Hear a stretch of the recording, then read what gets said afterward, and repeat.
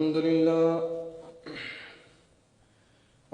لله نحمده ونستعينه ونستغفره ونؤمن به ونتوكل عليه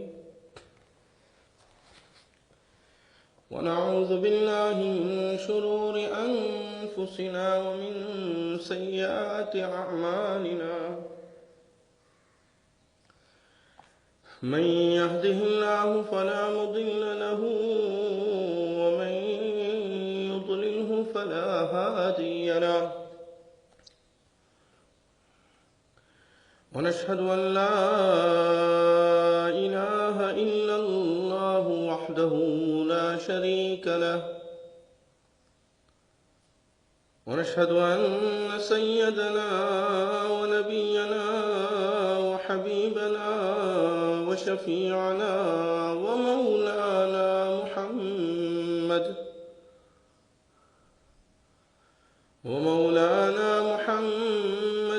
وبارك وسلم. أما بعد فأعوذ بالله من الشيطان الرجيم. بسم الله الرحمن الرحيم. وذروا ظاهر الإثم وباطنه. وقال الله تعالى في مكان آخر: ولا يحيق المكر السيء إلا بأهله. وقال الله تعالى في مكان آخر: من يعمل سوءا يجز به. صدق الله مولانا العظيم وصدق رسوله النبي الأمي الكريم ونحن على ذلك لمن الشاهدين والشاكرين والحمد لله رب العالمين.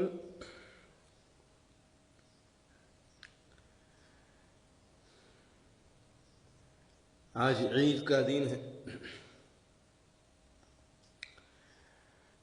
اور کل گزشتہ ذکر کیا تھا کہ حقیقی عید اس کی ہے جس نے اس رمضان المبارک میں اپنے رب کو راضی کر لیا. حقیقی عید اس کی ہے جس نے رمضان المبارک میں اپنے اللہ سے تعلق کو درست کر لیا. حقیقی عید اس کی ہے جس نے اپنے دل کو خوف اور خشیت اور اللہ کے ڈر سے بھر لیا. حقیقی عید اس کی ہے جس نے اپنے گندے دل کو اور اپنے گناہوں کو توبہ کے ذریعے صاف کر دیا. حقیقی عید اس کی ہے جس نے رمضان المبارک میں نماز اور تراویح کے ذریعے اپنے اللہ سے نماز میں بات کرنا سیکھ لیا. حقیقی عید اس کی ہے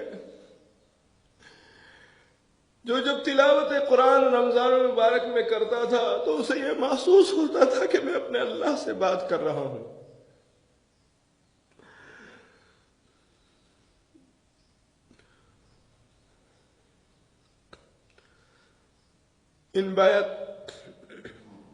ان باتوں کو سامنے رکھتے ہوئے حق تعالی شانہ نے قرآن مجید میں حکم دیا: وَذَرُوا ظَاهِرَ الْإِثْمِ وَبَاطِنَهُ. قربان جائیں اس رب ذوالجلال کی ذات پر جس نے صرف حکم نہیں دیا، جس نے ہمیں موقع بھی دیا، جس نے ہمارے لیے ماحول بھی ایسا پیدا کیا اور ماحول بھی ایسا بنایا کہ جس کے ذریعے اگر ایک انسان سچے دل سے توبہ کرے تو خدا کی قسم اللہ تعالیٰ اسے ظاہری اور باطنی گناہوں سے بچا لے. حق تعالی شانہ جن باتوں کا حکم دیتا ہے اللہ رب العزت کی حکمت اور اللہ رب العزت کا شفقت، یہ بعید ہے کہ اللہ تعالیٰ اسے وہ ماحول نہ دے. جیسے اللہ تعالیٰ نے دنیا میں ہمیں جب پیدا کیا تو ایسا پیدا نہیں کیا، ماں کے دل میں، باپ کے دل میں ہماری محبت ڈال دی. ہمارے آنے سے پہلے ہمارے وجود اور دنیا میں آنے کے اسباب حق تعالیٰ شانہ نے مکمل فرما دی. وہ رب ذوالجلال وہ ہمیں حکم دے رہا ہے کہ ظاہری گناہوں کو بھی چھوڑ دو، باطنی گناہوں کو بھی چھوڑ دو. اور سال میں گویا کہ اس کا ماحول بنانے کے لیے اللہ تعالیٰ نے رمضان المبارک کا مہینہ دیا.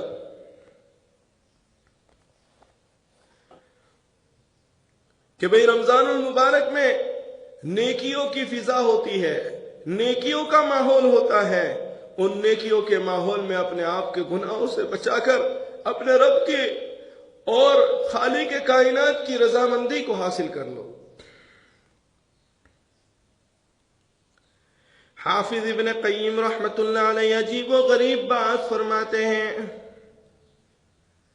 فرمایا اے دوست، یہ نہ دیکھنا کہ گناہ جو ہے وہ چھوٹا ہے یا بڑا ہے، بلکہ اس ذات کی عظمت کو دیکھنا جس کی تو نافرمانی کر رہا ہے. فرمایا عامتاً انسان یہ دیکھتا ہے کہ یہ تو چھوٹا گناہ ہے اور یہ بڑا گناہ ہے. فرمایا یہ مت دیکھو کہ یہ چھوٹا ہے یا بڑا ہے، یہ دیکھو کہ نافرمانی کس کی ہو رہی ہے اور میرے اللہ نے مجھے کیا حکم دیا ہے.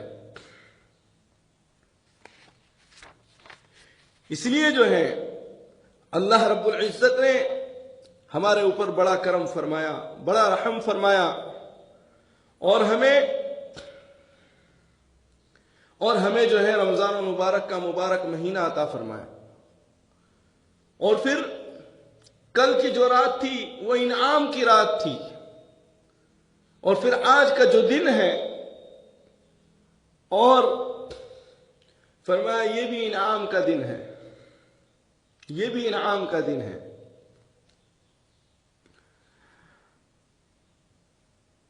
روایتوں میں آتا ہے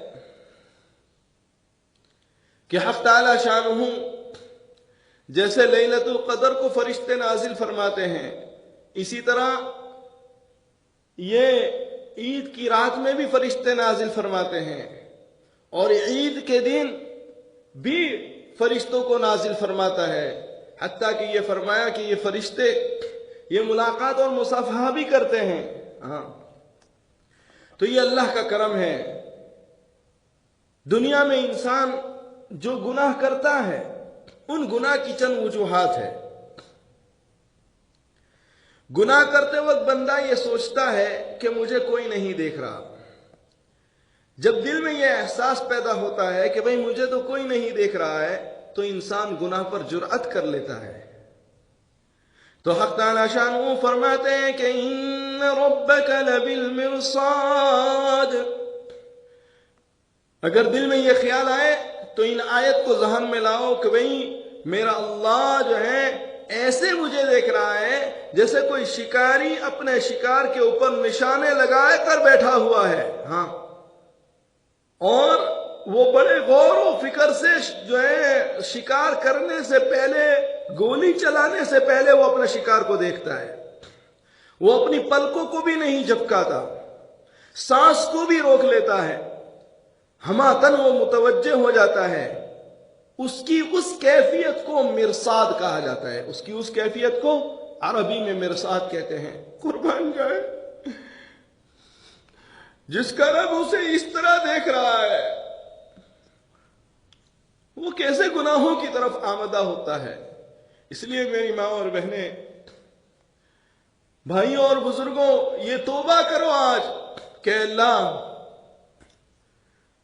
میں جو ہے گناہوں کو چھوڑ دوں گا. تو پہلی بات یہ ہوتی ہے کہ انسان یہ سوچتا ہے کہ مجھے کون دیکھتا ہے. تو یہ احساس جب اس کے دل میں پیدا ہوتا ہے اور قرآن مجید پر اس کی نگاہ نہیں ہوتی ہے تو پھر وہ گناہ کر لیتا ہے. دوسری وجہ یہ ہے کہ انسان یہ سمجھتا ہے کہ کسی کو کیا پتا کہ میں جو ہے کیا کر رہا ہوں، کسی کو اس کا کیا علم، اگر میں نے کوئی جو ہے غلطی کر دی تو جو ہے کسی کو کیا علم ہے۔ تو اللہ فرماتا ہے کہ حق تعالی شانہ کی صفت یہ ہے کہ یعلم خائنۃ الاعین وما تخفی الصدور،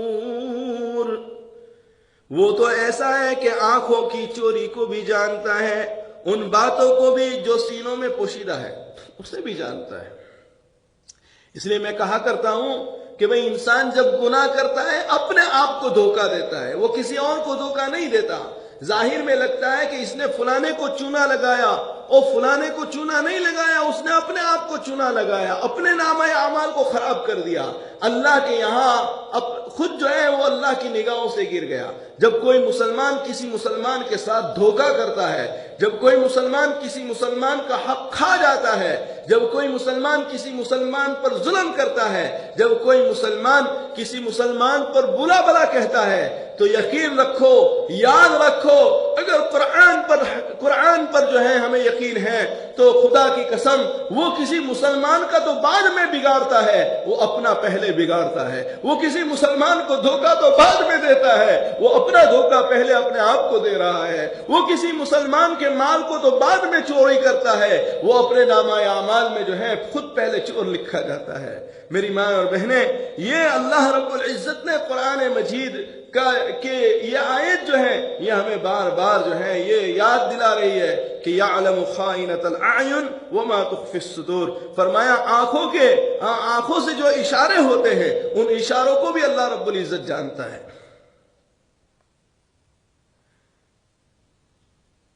تیسری بات انسان گناہ کرتے وقت یہ ہوتا ہے کہ بھئی کوئی نہیں ہے، میں اکیلا ہوں گھر میں، میں اکیلا ہوں کمرے میں، مجھے کیا کسی کا ڈر۔ تو یہ احساس جب ہوتا ہے کہ بھئی مجھے کسی سے کوئی ڈر نہیں ہے، اس لیے کہ میرے ساتھ تو کوئی نہیں ہے، میں تو اکیلا ہوں، مجھے روکنے ٹوکنے والا ظاہر میں کوئی نہیں ہے، کمرہ بند ہے، مکان میں اکیلا ہوں، تو اب مجھے کون روک ٹوک کرنے والا ہے؟ تو فرمایا کہ قرآن مجید کی اس آیت پر اللہ کی صفت حق تعالی شانہ فرماتے ہیں کہ وَهُوَ مَعَكُمْ أَيْنَمَا كُنْتُمْ، ارے اللہ تمہارے ساتھ ہے، تم جہاں کہیں بھی ہو، تم جہاں کہیں بھی ہو اللہ تمہارے ساتھ ہے۔ اس بات کا احساس اگر ہمیں پیدا ہو جائے تو ہم یہ گناہ والی زندگی چھوڑ دیں۔ اگر ہم مسجد میں ہیں اللہ ہمارے ساتھ ہے، اگر ہم مدرسے میں ہیں اللہ ہمارے ساتھ ہے، اگر ہم اسکول میں ہیں اللہ ہمارے ساتھ ہے، اگر ہم کار ڈرائیو کر رہے ہیں اللہ ہمارے ساتھ ہے، اگر ہم کام پر ہیں اللہ ہمارے ساتھ ہے، اگر ہم بزنس میں ہیں اللہ ہمارے ساتھ ہے، اگر ہم دنیا کے کسی بھی کونے میں ہیں فرمایا اللہ ہمارے ساتھ ہے۔ اس بات کا احساس اور اس بات کو جو ہے بار بار جو ہے اس کا تصور کیا جائے۔ اس لیے اللہ والوں کے یہاں یہ جو میں باتیں ذکر کر رہا ہوں اس کا جو ہے مراقبہ کرایا جاتا ہے، ان آیت کا مراقبہ۔ ہاں، اس کو بار بار سوچو، اس کا بار بار ورد کرو۔ جب انسان اس کا بار بار ورد کرتا ہے تو یہ صفات جو ہیں وہ اللہ کی ان صفاتوں کا احساس اسے ہو جاتا ہے، اور جب اللہ کی ان صفاتوں کا احساس اس کے دل میں یقین کی بنیاد میں آ جاتا ہے، یقین میں جب تبدیل ہو جاتا ہے، وہ پھر ہر قسم کے گناہوں سے اپنے آپ کو بچاتا ہے۔ چوتھی وجہ یہ ہے، فرماتے ہیں کہ بھئی میرا کون کچھ بگاڑ سکتا ہے، میرا کوئی کچھ نہیں بگاڑ سکتا، میں حاکم وقت ہوں، میں گھر کا بڑا ہوں، میں کمیونٹی کا بڑا ہوں، میں فلانی جگہ کا بڑا ہوں، میرا کوئی کچھ نہیں بگاڑ سکتا، میرا کوئی کچھ نہیں بگاڑ سکتا، میں گھر کا بڑا ہوں، میں ہر جگہ کا بڑا ہوں، مجھے کون کچھ بگاڑ سکتا ہے۔ تو فرماتے ہیں کہ یہ احساس جو ہے انسان کے اندر جب پیدا ہوتا ہے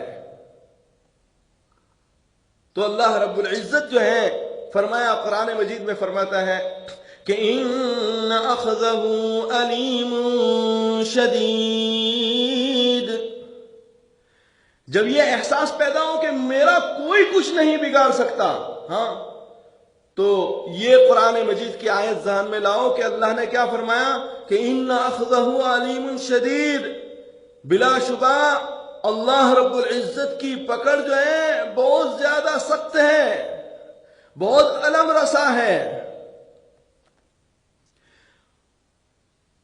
اس لیے جو ہے اس بات کا خیال رہے کہ بھئی میں کہیں بھی ہوں گا، میرے اوپر میرا اللہ ہے۔ میرے اوپر کون ہے؟ میرا اللہ ہے۔ جب انسان کے دل سے یہ خیال نکل جاتا ہے کہ میرا کوئی کچھ نہیں بگاڑ سکتا دنیا میں، ہاں، اور کوئی مجھے آنچ نہیں پہنچا سکتا، تو یاد رکھو کہ اس بات کو رکھو کہ ان اخذہ علیم شدید، ہاں، اس نے ڈھیل دے رکھی ہے۔ اللہ رب العزت کی پکڑ بہت سخت ہے۔ اس لیے جو ہے انسان کے دل سے وہ گناہ کا جذبہ جو اس بنا پر ہو، اگر اس آیت کریمہ کو سامنے لایا جائے، اس کا استحضار کیا جائے، تو یہ بھی ختم ہو جاتا ہے۔ اور فرمایا کہ انسان کے پاس جو ہے یہ سوچتا ہے انسان کہ بھئی ان اخذہ علیم شدید، اللہ تعالیٰ بڑا پکڑنے والا ہے، تو اللہ تعالیٰ کیسے پکڑے گا؟ کوئی دلیل کے بغیر، ہاں، دنیا میں جو ہے چور اور مجرموں کو بھی دلیل کے بغیر عدالت میں نہیں پیش کیا جاتا، تو اللہ کی عدالت میں بغیر دلیل کے کیسے پیش کیا جائے گا؟ تو اللہ تعالیٰ قرآن مجید میں فرماتے ہیں کہ بھئی دیکھو، اللہ رب العزت نے ہر انسان کے لیے 4 گواہوں کو رکھا ہوا ہے۔ سب سے پہلی بات فرمایا اس کے نامہ اعمال ہے، جو بھی برا انسان کرتا ہے وہ اس کے نامہ اعمال میں لکھی جاتی ہے۔ اسی لیے قیامت کے دن عجیب و غریب حال میں وہ نامہ اعمال کی طرف انسان مخاطب ہو کر کہے گا وَوُضِعَ الْكِتَابُ فَتَرَى الْمُجْرِمِينَ مُشْفِقِينَ، فرمایا نامہ اعمال جب دیکھے گا تو ڈرے گا، ہاں، اور ڈر کھا جائے گا اور کہے گا یا ویلتنا ما لهذا الكتاب لا يغادر صغيرة ولا كبيرة إلا أحصاها ووجدوا ما عملوا حاضرا ولا يظلم ربك أحدا۔ قیامت کے دن جب مجرم کو نامہ اعمال دیا جائے گا اور اس کے نامہ اعمال میں ایک ایک چیز درج ہوگی، ہر چیز لکھی جاتی ہے، ہر چیز، میں اپنی زبان سے یہ جو الفاظ بول رہا ہوں یہ لکھا جا رہا ہے، آپ جو سن رہے ہیں یہ بھی لکھا جا رہا ہے، ہر چیز جو ہے فرمایا یہ لکھی جا رہی ہے نامہ اعمال میں، نیکی ہو یا بدی ہو، ہاں، زبان سے آدمی نیکی کو بول رہا ہے یا نیکی کو سن رہا ہے، ہاں، یہ ساری چیزیں لکھی جاتی ہے، ہاں، یہ ساری چیزیں لکھی جاتی ہے۔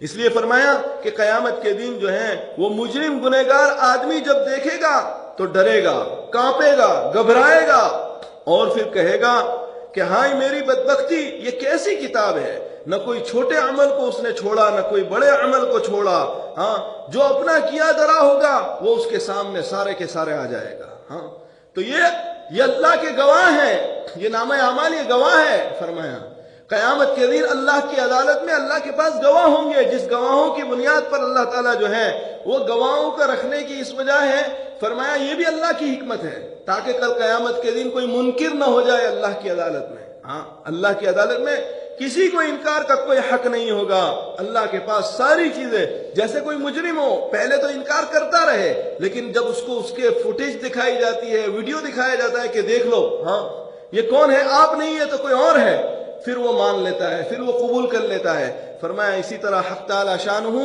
کے پاس ہر چیز لکھی ہوئی ہے۔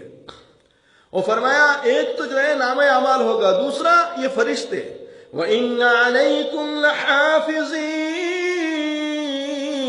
كِرَامًا كَاتِبِينَ يَعْلَمُونَ مَا تَفْعَلُونَ۔ فرمایا یہ فرشتے رکھے ہوئے اللہ تعالیٰ نے۔ علامہ شامی رحمت اللہ علیہ نے تو ایک جگہ پر یہ بھی لکھا کہ ہر انسان کے ساتھ 20 اینجلز ہوتے ہیں، اور تفسیر کی ایک روایت میں تو یہاں تک لکھا ہے کہ ہر انسان کے ساتھ 200 فرشتے ہوتے ہیں. ہاں اللہ کے یہاں اللہ کے لشکر کی کوئی کمی نہیں ہے. ہاں فرمایا اللہ رب العزت بہت بڑا ہے اور اللہ کا لشکر بھی بہت بڑا ہے. فرمایا اس لیے جو ہے یہ اللہ کی مخلوق ہے. تیسرا گواہ انسان کے جسم کے انسان کے اعضاء ہے. عجیب و غریب. ہاں فرمایا ابھی تو زبان جھوٹ بھی بول رہی ہے, ابھی تو جسم اور اعضاء جھوٹ لکھ رہے ہیں. ہاں قلم جھوٹ لکھ رہا ہے, زبان جھوٹ بول رہی ہے. ہاں انسان کے جسم کی ایکشن جھوٹ اور مکار اور فریب اور دھوکہ دہ ہو سکتی ہے, لیکن قیامت کے دن کیا ہوگا؟ حق تعالی شانہ فرماتے ہیں الیوم نختم علی افواہہم وتکلمنا ایدیہم وتشہد ارجلہم بما کانوا یکسبون. آج ہم ان کے منہوں پر مہر لگا دیں گے. آج ہم ان کے منہ پر we will seal his mouth. ہاں ان کے منہ پر جو ہے مہر لگا دی جائے گی اور ان کے ہاتھ ہم سے کلام کریں گے. ہاں and the hands will speak. ہاں ہاتھ جو ہے یہ بولنا شروع کر دیں گے. ہاں اور ان کے پاؤں ہاں یہ شہادت دیں گے. ہاں اور پاؤں جو ہے یہ شہادت دیں گے جو کچھ یہ لوگ کیا کرتے تھے. ہاں جو بھی کچھ انسان نے کیا ہے یہ انسان کے جسم کے اعضاء بولیں گے. ہاں بھئی اللہ قادر ہے اس بات پر. یہ زبان کا ایک ٹکڑا ہے, اس کو جب اللہ تعالیٰ دنیا میں گویائی کی توفیق دے دیتا ہے ہاں تو فرمایا کہ یہ جسم اور اعضاء یہ بھی اللہ کی مخلوق ہے. اللہ جس عضو کو چاہے وہ عضو بولنا شروع کر دے گا. تو قیامت کے دن جو ہے یہ ہوگا. ایک حدیث اللہ تعالیٰ قرآن مجید میں دوسری جگہ فرماتے ہیں یوم تبلی السرائر. ہاں اس دن سارے بھید کھل جائیں گے. اس دن سارے بھید کھل جائیں گے. ہاں جتنی بھید کی باتیں ہیں, جتنی چھپی ہوئی باتیں ہیں, سب اللہ تعالیٰ کھول دے گا. اللہ حفاظت فرمائے. ہاں تو وہ بندہ کہے گا کہ اوئی اوئی تو کیا کر رہا ہے, لم شہدتم علینا, کیوں تم نے میرے خلاف گواہی دی. ہاں تو وہ کہے گا کہ قالوا انطقنا اللہ الذی انطق کل شیء. وہ اعضاء کہیں گے کہ اللہ نے ہم کو گویائی دی, اور جس نے ہر چیز کو گویائی دی اس نے بس ہمیں گویائی کا حکم دیا. لہذا جو ہے فرمایا اللہ کے یہاں یہ اعضاء خود گواہی دے دیں گے. 3 گواہ ہو گئے. چوتھا گواہ فرمایا قیامت کے دن حق تعالی شانہ کی زمین, یہ جس زمین پر اس نے گناہ کیا ہے وہ زمین گواہی دے گی. یومئذ تحدث اخبارها بان ربک اوحی لها. زمین بھی اس دن خبر نشر کرے گی, ٹھیک بتلائے گی کہ کیا کیا ہے. اللہ حفاظت فرمائے. تو یہ اللہ کی عدالت میں یہ 4 گواہیاں ہمارے خلاف جمع ہو جائیں گے. بتاؤ کوئی انسان بچ سکتا ہے؟ بتاؤ کون سا مجرم ہوگا جو اللہ کی عدالت میں کسی بھی چیز سے بچ کر نکل جائے؟ ہاں ہم نہیں بچ سکتے. ہم بالکل ہم جو ہے عاجز ہیں. ہم عاجز ہیں, ہم کچھ نہیں کر سکتے. ہم اللہ رب العزت کے سامنے جو ہے ہماری کوئی حیثیت نہیں ہے, ہماری کوئی حیثیت نہیں ہے. اسی لیے حضرت ابراہیم ابن ادہم رحمت اللہ علیہ کے پاس ایک نوجوان آیا حضرت ابراہیم ابن ادہم رحمت اللہ علیہ کے پاس, اور اس نوجوان نے حضرت ابراہیم ابن ادہم رحمت اللہ علیہ سے کہا کہ حضرت گناہ کا مرتکب تو ہوتا ہوں, چھوڑا بھی نہیں جا سکتا, اور ڈر بھی لگتا ہے کہ عذاب ہوگا, تو کوئی طریقہ بتا دے کہ عذاب سے بھی بچ جاؤں اور میں گناہ بھی کرتا رہوں. عجیب و غریب بات کہ بھئی میں گناہ بھی کرتا رہوں اور جو ہے عذاب سے بھی بچ جاؤں. یہ دیکھو یہ کبھی نہیں ہو سکتا. یہ شیطان کا دھوکہ ہے. شیطان کے دھوکے میں سے ایک دھوکہ یہ بھی ہے کہ وہ کہتا ہے گناہ کر لے ابھی کر لے, بعد میں توبہ کر لے گا. ہاں بعد میں توبہ کر لینا, کیا پتا کہ بعد میں توبہ کا توفیق نصیب ہوگی یا نہیں ہوگی. دیکھو پلین جو ہے جو کریش ہوا ہے 1 منٹ کا انتظار تھا, 1 منٹ کے بعد وہ لینڈ ہو جاتا, لیکن کیا پتا کہ اگلی 1 منٹ کس کو پتا تھا, اور جو ہے کتنے لوگ جو ہے لقمہ اجل بن گئے.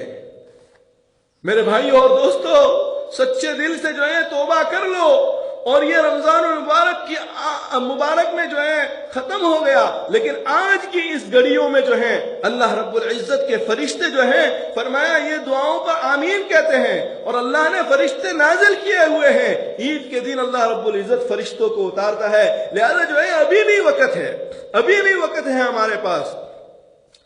فرماتے ہیں کہ وہ اللہ والے تھے، وہ بڑے جو ہیں اللہ والے ہمیشہ جو ہیں بندوں کو جو سمجھاتے ہیں تو ان کا سمجھانے کا طریقہ جو ہے بہت بہترین ہوتا ہے، جس سے بندوں کی سمجھ میں آ جاتا ہے۔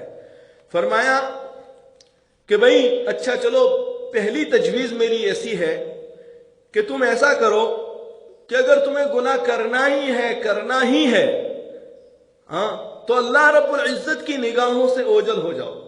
تم ایسی کوئی جگہ چلے جاؤ جہاں اللہ تمہیں نہ دیکھتا ہو، ہاں تو تم اس جگہ جا کے گناہ کر لینا اگر تمہیں گناہ کرنا ہے۔ تو وہ سوچنے لگا اور سوچ کر حضرت کو کہنے لگا کہ حضرت یہ کیسے ممکن ہے کہ بھئی میں کوئی جگہ چلا جاؤں جہاں اللہ جو مجھے نہ دیکھتا ہو۔ ہاں فرمایا یہ تو دنیا میں کوئی جگہ نہیں ہے۔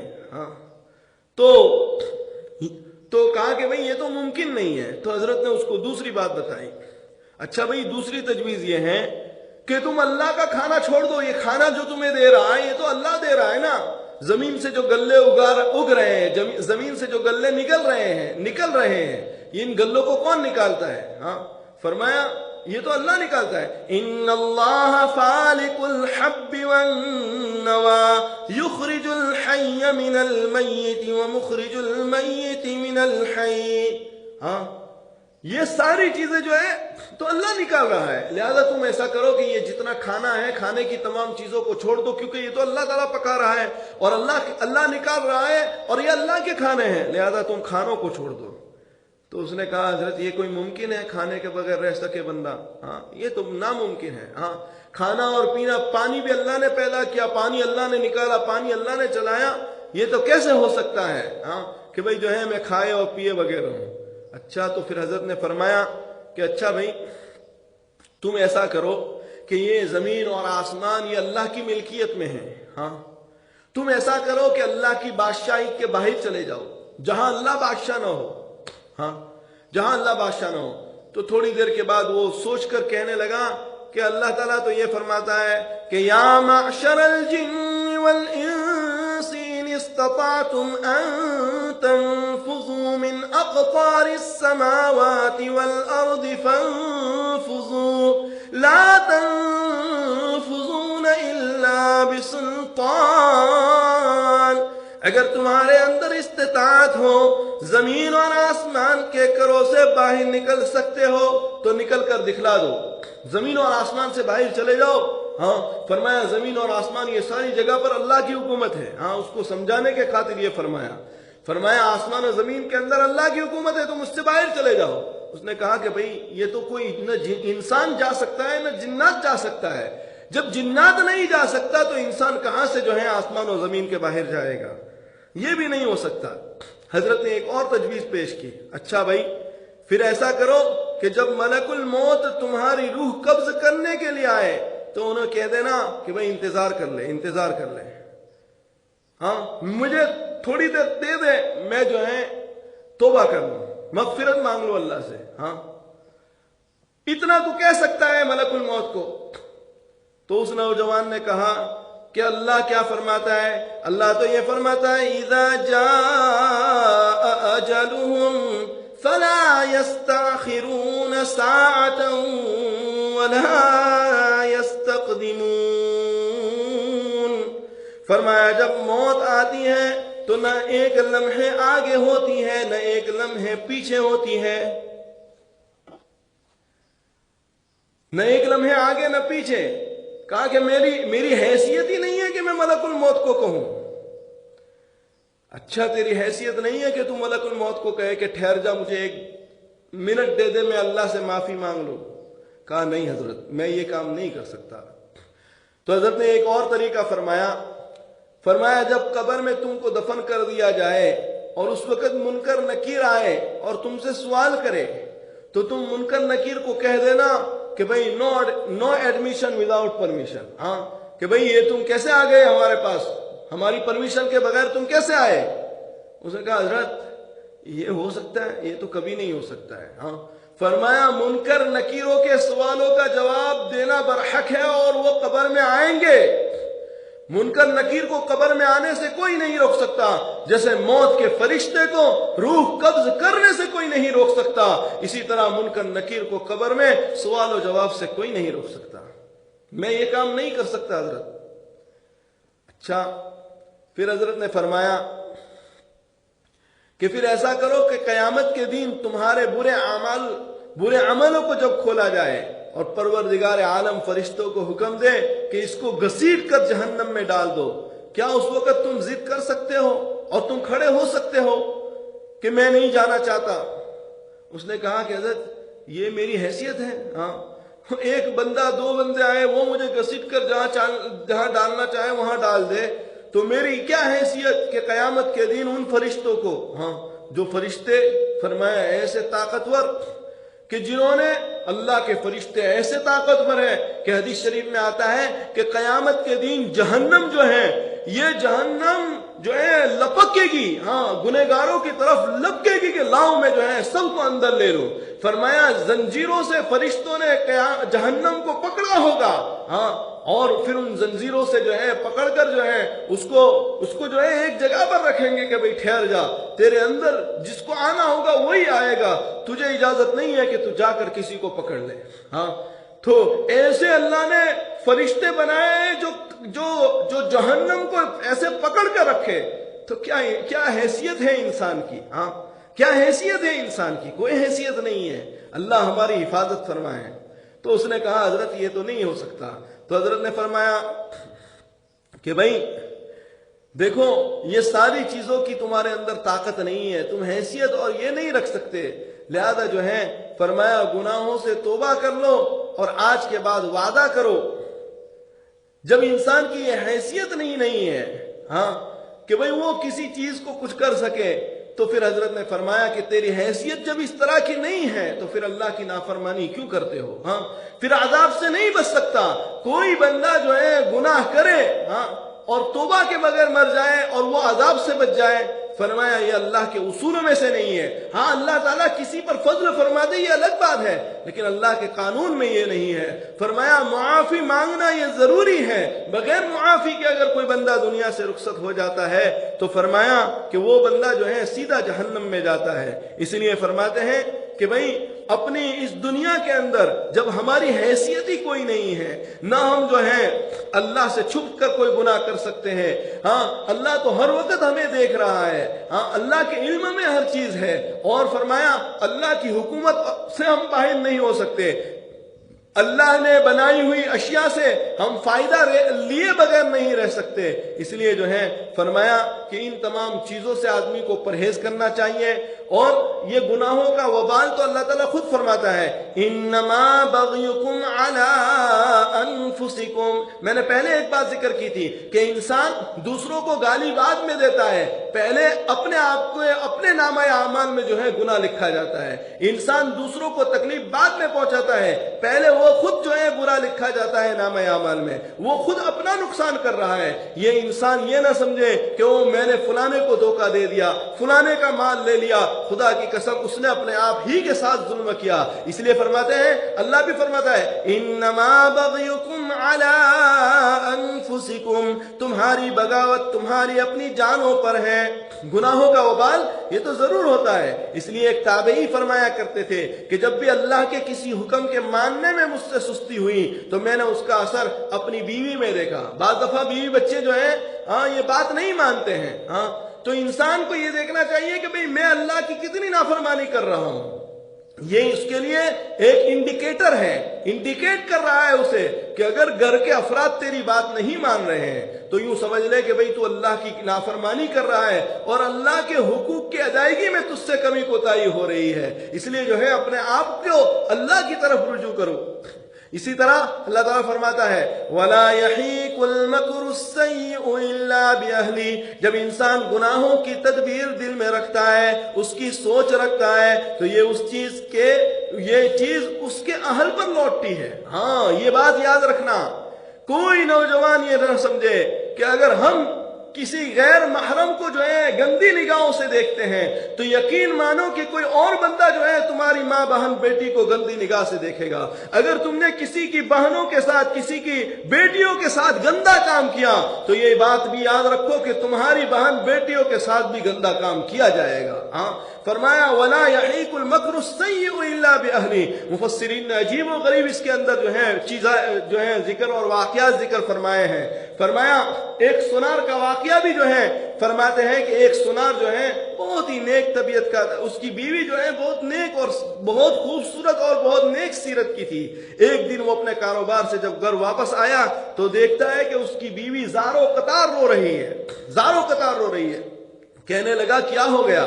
जवाब दिया कि हमारा फलाना नौकर जो बचपन से हमारे घर में रहता था, जब वो आज सौदा लेकर वापस आया और जब वो सौदा मुझे पकड़ा रहा था तो मेरे हाथ को उसने जो है फरमाया ख्वाहिश से छूहा और बुरी निगाह से छूहा।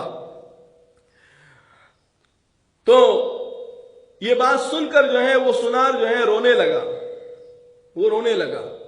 तो बीवी ने पूछा कि भाई मेरे साथ तो ये मामला हुआ है, तुम क्यों रो रहे हो? तो उस सुनार ने जवाब दिया कि यकीन मान उसमें उस गुलाम का कोई कसूर नहीं है, उसमें मेरा कसूर है। अरे भाई तेरा कैसा कसूर है?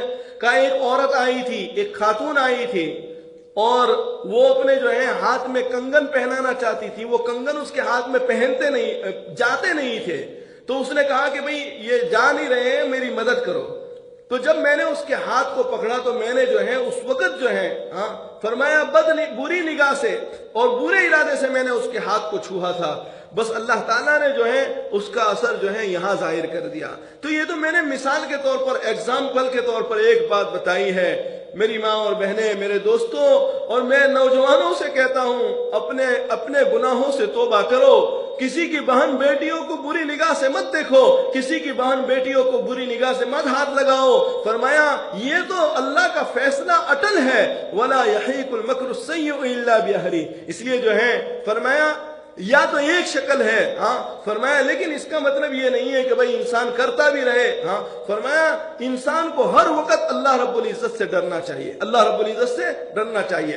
फरमाया जब इंसान अल्लाह से डरता है और लोगों के हुकूक को अदा करता है तो अल्लाह रब्बुल इज्जत जो है उसको हर किस्म की जो है ज़लालत से बचाता है। इसी तरह एक जगह अल्लाह ताला ने यह भी फरमाया वमन युहिनिल्लाहु फमा लहू मिन मुकरिम। फरमाया गुनहगार जो है वो तो जलील हो जाता है अल्लाह की निगाह में, और जब गुनहगार अल्लाह की निगाह में जलील हो जाता है तो फरमाया फिर उसको इज्जत देने वाला भी कोई नहीं। मालूम यह हुआ कि इज्जत जो है वो अल्लाह ताला ने किस में रखी है? फरमाया नेकी में रखी है। इज्जत जो अल्लाह रब्बुल इज्जत ने रखी है वो अल्लाह के हुक्मों पर अमल करने में रखी है। लिहाजा जो है फरमाया लेकिन इंसान खताकार है, मुजरिम है, गुनाह उससे हो जाता है तो सच्चे पक्के दिल से अल्लाह के सामने तौबा करे, सच्चे पक्के दिल से अल्लाह के सामने तौबा करे। अल्लाह ताला जो है अपने बंदों की तौबाओं को बहुत ज्यादा कबूल फरमाता है, हत्ता के फरमाया जब इंसान माफी के लिए और रोता है, धोता है, अल्लाह के सामने सजदा रेज होता है तो उसके सजदे में से सर उठने से पहले जो है अल्लाह रब्बुल इज्जत जो है उसके गुनाहों को मुआफ फरमा देता है। इसलिए हदीस में फरमाया दो कतरे जो है अल्लाह के यहाँ बहुत कीमती है। एक वो ब्लड जो अल्लाह के रास्ते में एलाए कलिमतुल्लाह के लिए जो है कोई सिपाही अल्लाह के रास्ते में अपने जान को कुर्बान करता है, फरमाया वो ब्लड का कतरा जो है वो डॉट ऑफ द ब्लड ये जो है अल्लाह के यहाँ बहुत कीमती। और दूसरा फरमाया अपने गुनाहों को पर शर्मिंदा होकर अगर कोई बंदा रोता है तो अल्लाह के यहाँ जो है फरमाया वो भी जो है बहुत ज्यादा महबूब और मकबूल है। लिहाजा जो है आज का जो रमजानुल मुबारक में हमसे जो कमी कोताहियां हुई है, फरमाया उन कमी कोताहियों को इजाने के लिए अल्लाह ने कल की रात दी थी। लेकिन अगर कल की रात में भी जो है किसी बंदे को तौफीक नहीं हुई तो फरमाया अभी भी जो है वो अपने अल्लाह के सामने रोए, गिड़गिड़ाए। अल्लाह रब्बुल इज्जत आज तो ईद का दिन है, अल्लाह ने ईद की खुशियों को देने के लिए फरिश्तों को नाजिल किया है। लिहाजा मैं तमाम लोगों से दरखास्त करता हूं कि अपने अल्लाह के सामने आहुजारी करे, अपने अल्लाह को राजी करे, अपने जितने गुनाह किए हैं उन तमाम गुनाहों से इसी वक्त दिल से सच्चा इरादा कर ले कि अल्लाह मैं जो है उस गुनाह को छोड़ता हूं, کتنے میرے نوجوان یہ گندی فلموں کو دیکھنے کے عادی ہو چکے، یہ گندے باتوں کو دیکھنے کے عادی ہو چکے۔ یہ اپنے شادی شدہ انسان بھی جو ہے گندی چیزوں کو دیکھتا ہے۔ اللہ ہماری حفاظت فرمائے۔ اگر بڑے آدمی اس طرح کا کام کرتے ہیں تو چھوٹے کیا نہیں کریں گے۔ فرمایا انسان یہ سوچتا ہے کہ بھئی میرے گھر والے تو فلاں ہے، فلانی جگہ ہے، اور میں ادھر رہتا ہوں اور میں بھی جو بھی کچھ کروں۔ فرمایا نہیں، فرمایا یہ تیری سوچ ہے۔ اللہ کا فیصلہ یہ ہے کہ جب کوئی انسان کسی کی بہن بیٹیوں کے ساتھ غلط کام کرتا ہے، چاہے وہ مومن ہو یا غیر مومن ہو، بہت سی دفعہ جو ہے شیطان یہ ڈالتا ہے کہ یہ تو بہت سارے غیر مسلم ہیں، ان کے ساتھ اگر ہم نے کوئی غلط کام کر بھی لیا تو کچھ نہیں ہوگا۔ نہیں، فرمایا غلط کام غلط ہے، چاہے مومن کے ساتھ ہو چاہے غیر مومن کے ساتھ ہو۔ فرمایا اس لیے جو ہے ہر انسان کو اللہ سے ڈرنا چاہیے، ہر انسان کو اللہ کے سامنے اللہ کی پکڑ سے ڈرنا چاہیے کہ کہیں ایسا نہ ہو کہ اللہ رب العزت جو ہے ہمیں اپنی پکڑ کے اندر لے لے۔ اس لیے جو ہے بہت زیادہ جو ہے ہمیں اللہ کے سامنے رونا ہے۔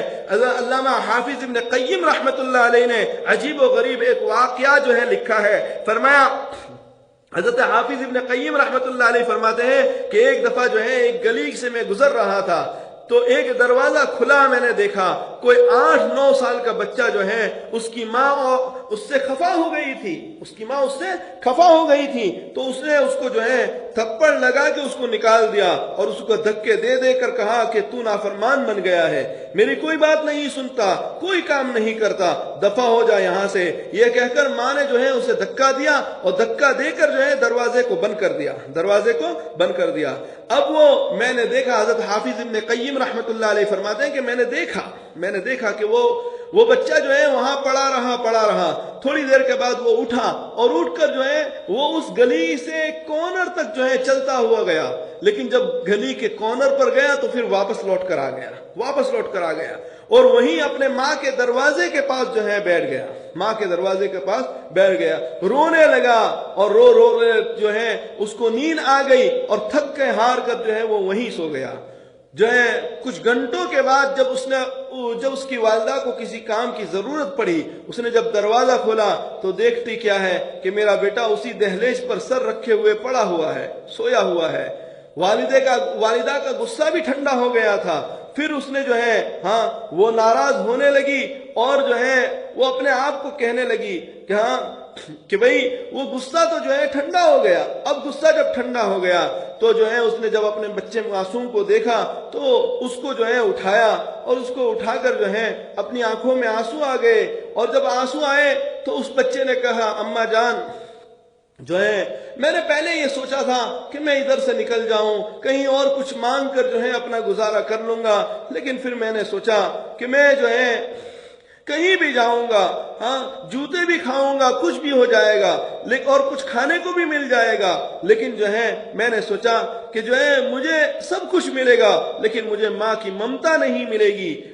مجھے جو محبت آپ مجھے دیتی ہے وہ دنیا کی کوئی ذات مجھے نہیں دے سکتی۔ میں یہ سوچ کر واپس آ گیا۔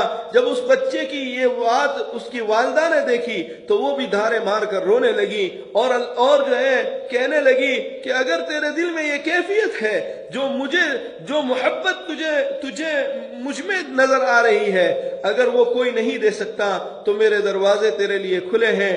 اور فرمایا یہی بات اور یہی کیفیت ہمیں بھی اپنے اللہ کے سامنے ہونی چاہیے کہ الہی عبدک العاصی اتاک، الہ العالمین تیرا گنہگار بندہ جو ہے تیرے در پر حاضر ہے، مقررا بالذنوب وقد دعاک، اے اللہ گناہوں کا اقرار کرتا ہوں، آپ سے فریاد کرتا ہوں، فَإِن تَغْفِرْ فَإِنَّكَ لَذَاكَ أَهْلُ، اگر آپ معاف کر دے تو یا آپ کو بات سجتی ہے، فَإِن تَطْرُدْ فَمَن يَرْحَمْ سِوَاكَ، اور اگر آپ ہی دھکا دے دے تو آپ کے علاوہ کوئی رحم کرنے والا نہیں ہے۔ اگر یہ کیفیت ہماری ہو جائے تو انشاءاللہ اللہ کی ذات سے امید ہے کہ اللہ تعالیٰ جو ہے ہمارے گناہوں کو معاف فرما دے گا اور ہماری رمضان المبارک کی کمی کوتاہیوں کو اللہ رب العزت درگزر فرما لے گا۔ اللہم صلی علی محمد وعلی آل محمد کما صلیت علی ابراہیم وعلی آل ابراہیم انک حمید مجید۔ اللہم لک الحمد کلہ ولك الشكر كله وإليك يرجع الأمر كله علانيته وسره فأهل أنت أن تعبد وأهل أنت أن تغفر وأنت على كل شيء قدير. لك الحمد بالإسلام ولك الحمد بالقرآن. اللهم لك الحمد حمدا كثيرا ولك الشكر شكرا كثيرا بيدك الخير إنك على كل شيء قدير. الہ العالمین، آج عید کا دن ہے. اے اللہ تیرے حبیب صلی اللہ علیہ وسلم نے فرمایا کہ عید کے دن جو دعا مانگتے ہیں، اے اللہ تو نے خود اپنے حبیب کو فرمایا میرے عزت کی قسم، میرے جلال کی قسم، میری کبریائی کی قسم، اے اللہ تو نے قسمیں کھا کر اپنے بارے میں فرمایا کہ آج کے دن میرے بندے مجھ سے جو دعا مانگیں گے میں ان کی دعاؤں کو قبول کر لوں گا. اگر ان کی دنیا کے لیے بہتری ہوگا تو انہیں اسی وقت دے دوں گا، اگر ان کی دنیا کے لیے بہتری نہیں ہوگا تو ان کو لیے آخرت میں جمع کر دوں گا. اے میرے اللہ، اے میرے اللہ، ہم اپنی بھیک مانگتے ہیں. اے اللہ ہم تو جہنم سے آزادی تجھ سے مانگتے ہیں. اے اللہ ہمارے دنیا میں بھی ہمیں عافیت عطا فرما اور مرنے کے بعد بھی عافیت عطا فرما. اے اللہ تو بڑا رحیم ہے، تو بڑا کریم ہے. تو نے جو ہے گناہوں سے بچنے کا ماحول رمضان المبارک میں دیا، لیکن اے اللہ ایسے ماحول دینے کے باوجود اگر امت کے گنہگار پھر بھی اپنے گناہ سے نہ رکے تو میرے مولا آج ان تمام گنہگاروں کی طرف سے ہم معافی مانگتے ہیں، ان تمام مجرموں کی طرف سے معافی مانگتے ہیں. میرے مولا ہم میں جو ناسمجھ ہے اس کی وجہ سے تو سب کو محروم نہ فرما دے. یقیناً ہمارے گناہوں کی سبب دنیا میں حالات آئے، یقیناً ہماری ناقدریوں کے سبب تو نے ہمیں مسجد سے روک دیا، ہماری ناقدریوں کے سبب تو نے ہمیں حرمین شریفین سے روک دیا، ہماری ناقدریوں کے سبب تو نے بیت المقدس سے روک دیا، ہماری ناقدریوں کے سبب تو نے خانقاہوں کے دروازوں کو بند کر دیا. اے اللہ سارے دروازے ہم پر بند ہو چکے ہیں اور بند کرنے والی ذات بھی تیری ہے. اب تیری بارگاہ میں آہوزاری کے ساتھ اے اللہ یہ درخواست کرتے ہیں، اے اللہ اگر یہ وبا اور مصیبت ہے تو اے اللہ اس وبا کو اپنے دشمنوں کی طرف پھیر دے. انسانیت کی بربریت جو کر رہے ہیں، جو ظالم ہیں، ان کی طرف پھیر دے. اور اے اللہ اگر یہ آزمائش ہے تو اس آزمائش سے ہماری حفاظت فرما. اے اللہ اور ہمیں اس سے جو ہے سبق حاصل کرنے اور عبرت حاصل کرنے کی توفیق عطا فرما. اے الہ العالمین اگر یہ خود ساختہ ہے تو اے اللہ انہی کی طرف اس کو پھیر دے. میرے مولا انہی میں ان کو ہلاک اور برباد کر دے. اے میرے اللہ ہم آج کے دن اے اللہ رمضان کی کمی کوتاہیوں سے اے اللہ معافی مانگتے ہیں. اے اللہ تو نے رمضان جیسا عظیم الشان مبارک مہینہ دیا، لیکن میرے مولا ہم نے اس کی قدردانی نہیں کی. اے اللہ بجائے قرآن مجید کی تلاوت کے ہم دوستوں کی محفل سجاتے رہے، کبھی ادھر گئے کبھی ادھر گئے. میرے مولا ہم دنیاوی نیوز سنتے رہے، لیکن قرآن مجید جو ہمیں کہہ رہا ہے، قرآن مجید جو سچی کتاب ہے، اے اللہ اس کے پیچھے ہم نے ٹائم نہیں لگایا. لیکن اے اللہ ان تمام کمی کوتاہیوں کو تو معاف فرما دے. اے الہ العالمین آج کے اس مبارک دن میں ہم تجھ سے اپنے گناہوں سے معافی چاہتے ہیں، ہم تجھ سے جو ہے سخت دل سے توبہ کرتے ہیں. اے میرے مولا اب تک جن کے دلوں میں توبہ کا جذبہ پیدا نہ ہوا ہو، اے اللہ ان سب کو توبہ کی توفیق دے دے، ان سب کو توبہ کی توفیق دے دے، ان سب کو توبہ کی توفیق دے دے. اے اللہ اب تک جس کے دل و دماغ کے اندر یہ جذبہ پیدا نہیں ہوا ہو کہ گناہ والی زندگی نہیں چھوڑنا ہے، میرے آقا، میرے رب، میرے مولا اب ان سب کو جو ہے توبہ کا شوق دے دے، ان سب کو گناہ کی زندگی چھوڑنے کا ارادہ کروا دے. اے اللہ تو یہ رحم کا معاملہ فرما دے. یقیناً جو ہے اے اللہ رمضان کے دنوں میں اور راتوں میں ہم سے جو ہے کوتاہیاں ہوئی ہے، اے اللہ ہم سے جو ہے غلطیاں ہوئی ہیں، ان تمام غلطیوں کو معاف فرما دے. اے اللہ ان تمام غلطیوں کو معاف فرما دے. تیرے حبیب نے فرمایا تھا کہ رمضان جسے ملے اور وہ اپنی مغفرت نہ فرما سکے، اے اللہ نہ کروا سکے، اے اللہ اس کے لیے ہلاک اور بربادی کی بد دعا دی ہے. اے میرے مولا اپنے حبیب کی بد دعا سے اور حضرت جبرائیل کی بد دعا سے ہماری حفاظت فرما لے، ہماری مغفرت فرما لے. میرے مولا ہم کیسے بھی ہیں لیکن تجھ سے مغفرت تو مانگ رہے ہیں نا. میرے مولا ہمارے گناہوں کو معاف فرما دے، ہماری یہ زندگی کو بدل دے، گناہ والی زندگی چھوڑنے کی توفیق عطا فرما. اے اللہ یہ جو چار تو نے جو ہے گواہ رکھے، اے اللہ اس کا ہمیں یقین عطا فرما دے، اس کا ہمیں یقین عطا فرما دے۔ اے میرے اللہ، اے میرے مولا، تو رحم کا معاملہ فرما دے، تو کرم کا معاملہ فرما دے۔ گناہ کرتے وقت جو احساس اور جو جذبہ انسان کے دل میں ہوتا ہے، اے اللہ اس احساس کا قرآن مجید کے ذریعے جو اے اللہ جواب ہے، اور جو آیتیں ہیں اور جو تیری صفات رحمانیہ ہے، اے اللہ اس کا استحضار ہمیں نصیب فرما دے، تاکہ ہم تمام گندی باتوں سے اپنے آپ کو روکنے والے بن جائے۔ اے رب کریم، جب آپ ناراض ہوتے ہیں تو سروں سے پگڑیاں اچھل جاتی ہیں، جب آپ ناراض ہوتے ہیں تو عورتوں کے دوپٹے اتر جاتے ہیں، جب آپ ناراض ہوتے ہیں تو آدمی تنگی کا ناچتا پھرتا ہے۔ میرے مولا آپ ناراض نہ ہو جائے۔ جب آپ ناراض ہوتے ہیں تو امت کو گانوں میں مشغول کر دیتے ہیں، جب آپ ناراض ہوتے ہیں تو امت سے گناہوں میں مبتلا ہو جاتی ہے۔ آپ ناراض نہ ہو، اللہ اپنی ناراضگی سے ہماری حفاظت فرمائے۔ رب کریم، ہم وہ مسافر ہیں جن کے پاس زیادہ راہ نہیں ہے، زیادہ راہ نہیں ہے ہمارے پاس، کوئی اچھے اعمال نیک اعمالوں کا خزانہ ہمارے پاس نہیں ہے، مگر ہمارا سفر بہت لمبا ہے، گاڑیاں بہت ہے۔ اے اللہ ہماری اس تئی دامنی پر رحم فرما لے۔ رب کریم، رب کریم، اولاد کو ہونا ایک خوشی ہے، اور اس کا نیک ہونا اس سے بڑھ کر خوشی ہے۔ اے اللہ اولاد کا ہونا خوشی ہے، اور ان کا نیک ہونا اس سے بڑی خوشی ہے۔ اے اللہ ہم سب کو دونوں خوشیاں نصیب فرما۔ جن کے یہاں اولاد نہیں ان کو نیک صالح اولاد عطا فرما، اور میرے مولا جن کے یہاں اولاد ہوئی ہے ان کی اولادوں کو ان کی آنکھوں کی ٹھنڈک بنا دے، ان کی آنکھوں کی ٹھنڈک بنا دے، ہماری اولادوں کو فرما بردار بنا دے، ماں باپ کی آنکھوں کی ٹھنڈک بنا دے۔ اے اللہ ماں باپ کے دل پر کیا گزرتی ہے جب ان کی اولاد ان کی نافرمانی ہوتی ہے۔ اے اللہ اس وقت دل جل رہا ہوتا ہے، وہ بچے جن کو اتنی محبتوں سے پالا وہ سامنے آنکھیں دکھا رہے ہوتے ہیں، وہ باتوں کے مذاق اڑا رہے ہوتے ہیں۔ اے اللہ آپ جانتے ہیں اس وقت ماں باپ کے دل پر کیا گزرتی ہے۔ اے میرے مولا مہربانی فرما۔ اے اللہ جب آپ نے اولاد عطا فرمائی تو اب ان کو نیکوکار بھی بنا دے، ان کو نیکوکار بھی بنا دے۔ رب کریم ہم چاہے نہ چاہے پیشانی سے پکڑ کر ہمیں نیکی کرنے کی توفیق دے دے، ہم چاہے نہ چاہے۔ اے اللہ تو نے خود فرمایا ہے مجھ سے مانگو، تو نے خود فرمایا مجھ سے مانگو۔ اے اللہ ہم تجھے سے تیرا سوال کرتے ہیں۔ اے رب کریم ہم چاہے یا نہ چاہے پیشانی سے پکڑ کر ہمیں نیکی کے کرنے کی توفیق دے دے۔ رب کریم ہمارے دلوں میں غفلت ہے، ہمارے جسم میں نافرمانیاں، ہمارے جسم میں نافرمانیاں کرتے ہیں، مگر دلوں میں تیرا تعلق حاصل کرنے کی تمنا ہے۔ دل سے تو ہم یہ چاہتے ہیں کہ تیری ذات سے تعلق ہو جائے، لیکن جسم نافرمان ہو چکا ہے۔ اے میرے مولا ہمیں اپنا بنا لے، ہمیں اپنا بنا لے۔ رب کریم جب آپ ناراض ہوتے ہیں تو بلعم بن باعورہ کی سینکڑوں سال کی عبادت کو بھی پھٹکار دیتے ہیں۔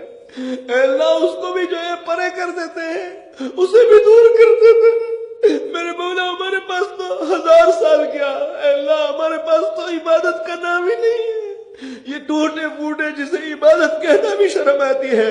اے میرے مولا تو وہ ذات ہے کہ تجھے اے اللہ تو سینکڑوں سال کی عبادت کو بھی کسی کی ٹھکرا دیتا ہے۔ میرے مولا جب تو ناراض ہوتا ہے تو پھر برسیسا جیسا راہب اے اللہ اس کو بھی سولی پر لٹکا دیا جاتا ہے۔ اے اللہ ہمارے پاس تو عبادتیں بھی نہیں ہیں، تو خود ہی مہربانی فرما دے۔ اے اللہ ہمارے تو اندھوں والی حالت ہے، انگلی پکڑ کر منزل پر کوئی پہنچا دے، اے اللہ ایسی حالت ہو چکی ہے۔ رب کریم شیطان ہم سے گناہ کروانا چاہتا ہے، میرے مالک شیطان اور ہمارے درمیان تو آڑ بن جا، گناہوں سے ہمیں محفوظ فرما۔ رب کریم ہمارے اندر سے انانیت نکال دے، تکبر نکال دے، بڑائی نکال دے، اے اللہ شہرت پسندی نکال دے، عجب پسندی نکال دے۔ اے رب کریم، اے رب کریم، اے رب کریم ذلت اور رسوائی سے محفوظ فرما، عزت و بری زندگی نصیب فرما۔ اے رب کریم تہجد گزار لوگوں کی شب بیداریوں کا واسطہ تجھے، تہجد گزار لوگوں کی شب بیداریوں کا واسطہ تجھے، رات کو رونے والوں کی آہوں کا واسطہ تجھے، رات کو رونے والوں کی آہوں کا واسطہ تجھے، رات کو دعائیں مانگنے والوں کی فریاد کا واسطہ تجھے، رات کو عبادت کرنے والوں کی عبادت کا واسطہ تجھے۔ ہمیں بھی اپنی عبادت گزار بندوں میں شامل فرما، ہمیں بھی اپنے عبادت گزار بندوں میں شامل فرما پروردگار، پرہیزگار بندوں میں ہمیں بھی شامل فرما دے، متقی لوگوں میں ہمیں بھی شامل فرما دے۔ رب کریم، آنے والی جتنی بھی گاٹیاں ہیں، موت، قبر، حشر،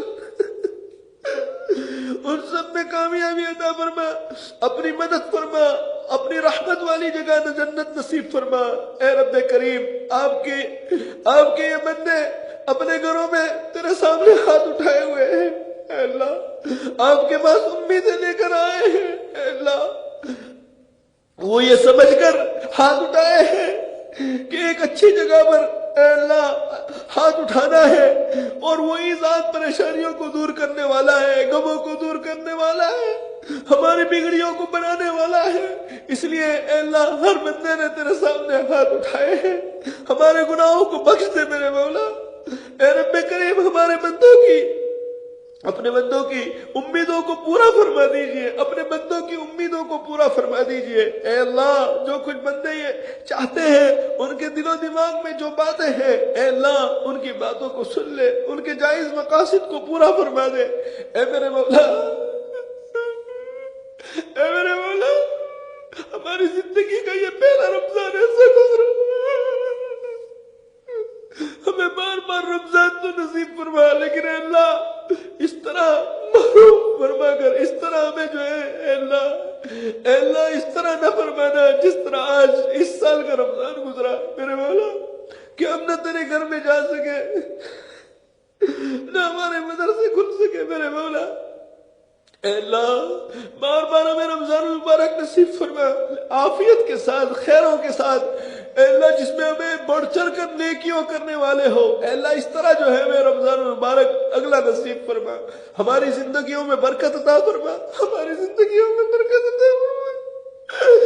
کبھی کوتاہیوں سے درگزر کر لے، کبھی کوتاہیوں سے درگزر کر لے۔ 40 سال سے رمضان آ رہا ہے لیکن ہم نے اپنی زندگیوں کو نہیں بدلا میرے مولا، ہم دینی تعلیم سے بہت دور ہو چکے ہیں، بہت دور ہو چکے ہیں۔ اے اللہ تو رحم کا معاملہ فرما دے۔ اے اللہ ہمارے تمام رشتہ داروں کی مغفرت فرما، ہمارے تمام مرحومین مرحومات کی مغفرت فرما، ہماری مسجد کے ساتھ جنہوں نے تعاون کیا ان تعاون کرنے والوں کی مغفرت فرما۔ اے اللہ ہمارے والدین کی مغفرت فرما، حیات ہے ان کی خدمت کرنے کی توفیق عطا فرما۔ اے اللہ ہمارے اساتذہ کی مغفرت فرما، ہمارے شاگردوں کی مغفرت فرما۔ اے اللہ ہمیں بھی اور ہمارے شاگردوں کو بھی اے اللہ صحیح عقیدوں پر ہمیں زندگی گزارنے کی توفیق عطا فرما، نظریات کو درست رکھ، قرآن اور حدیث کے مطابق ہمیں اے اللہ ہمارے عقائد ہمیں رکھنے کی توفیق عطا فرما۔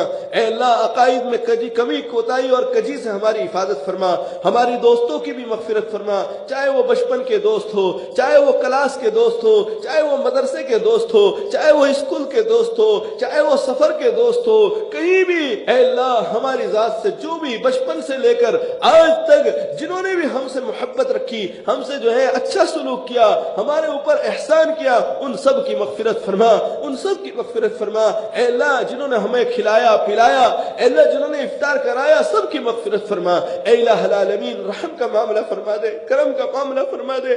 اور آج عید کے دن ہم تجھ سے اپنے گناہوں کی معافی چاہتے ہیں، اور اے اللہ جہنم سے آزادی کا پروانہ چاہتے ہیں۔